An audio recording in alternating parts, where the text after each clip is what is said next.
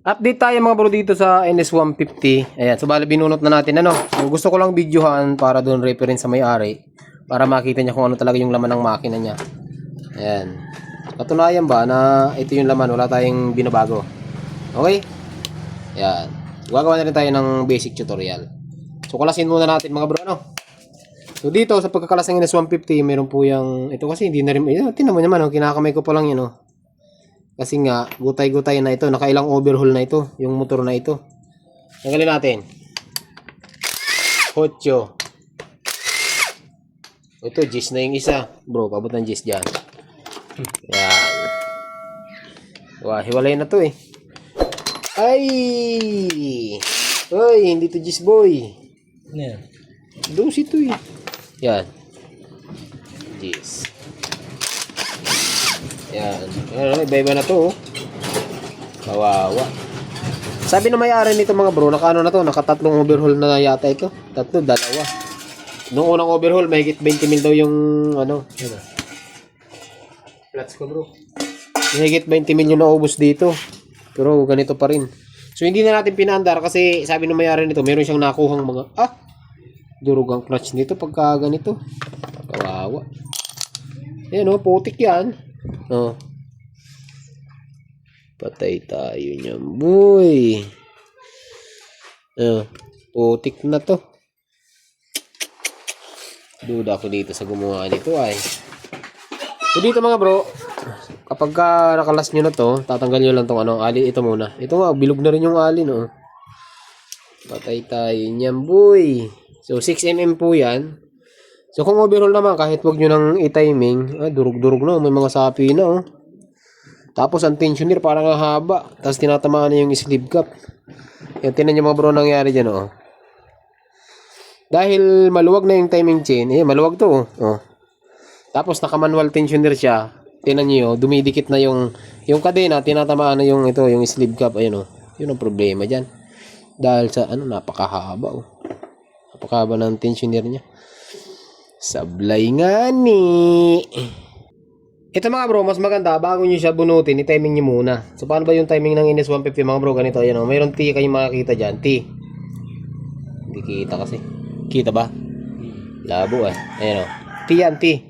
So dapat niya nakagitna. Tapos yung dalawang may guhit dyan. Wala pala itong guhit.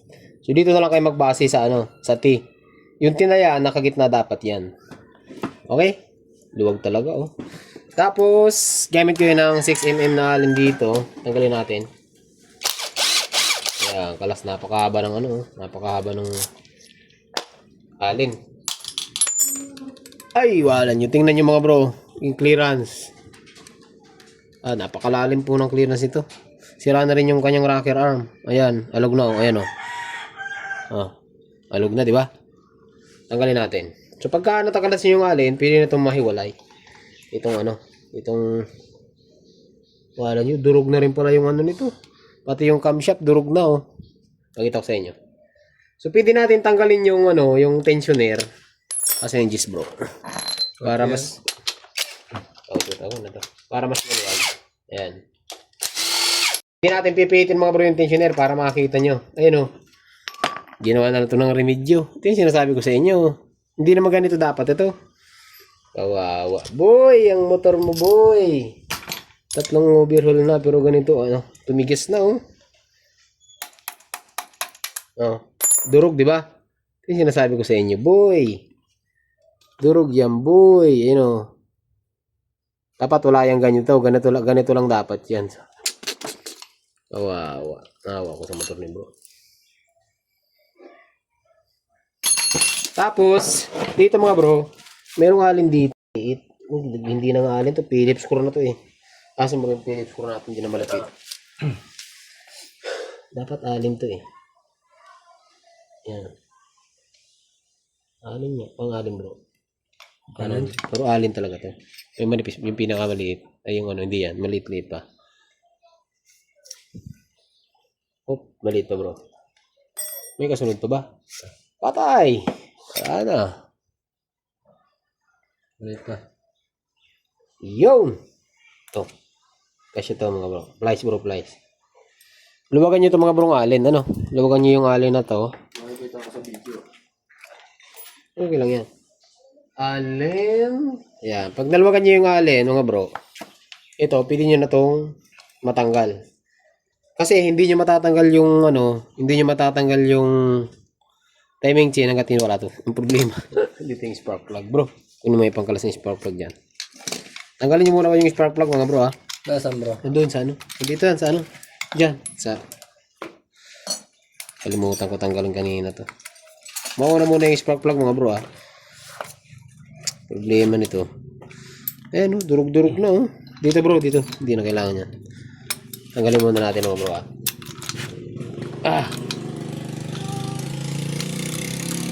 As long as the sun.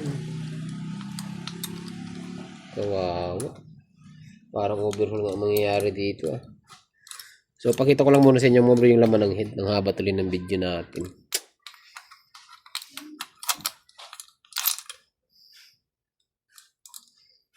Ay, pasumaan.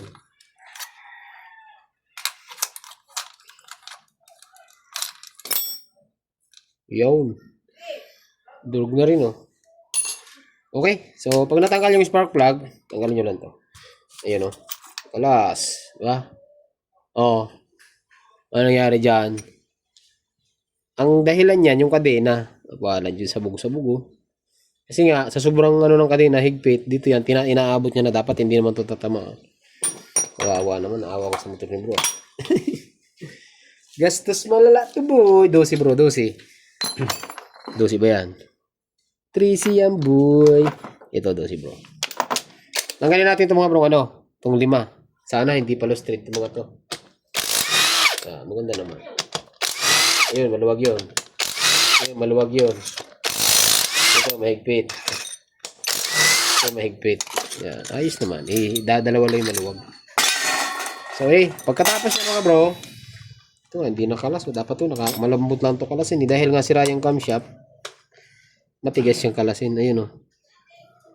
Kawawa. Okay. Pagkatapos nyan, pwede na natin sikwatin to. Pagitan ng block. Ayun, oh. Yeah.